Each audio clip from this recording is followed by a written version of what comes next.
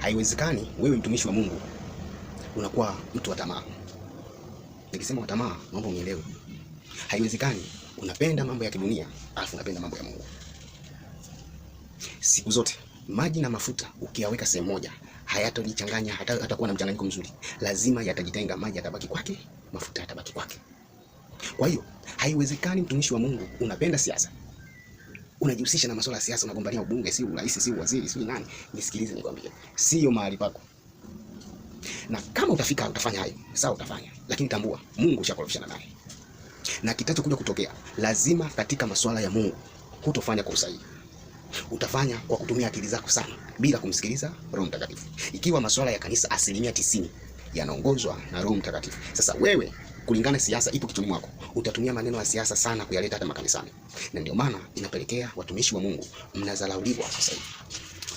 Mnaonekana watu wa ajabu. Watumishi wa Mungu, unaacha kanisa ambalo Mungu aliyokuamini amekupa. Uwatunze watu wake. Pale kuna wezi, kuna majambazi, kuna makaba, kuna kila watu wenye tabia chafu. Amewaweka pale ili uwahudumie, uwatunze. Wale watu wabadilike tabia zao. Sasa wewe leo mchungaji unaacha, unaenda kuangalia siasa. Unapiga simu. Leo niko huku sehemu fulani, unaongea na muumini wako. Baba tumekusikia, nisikilize.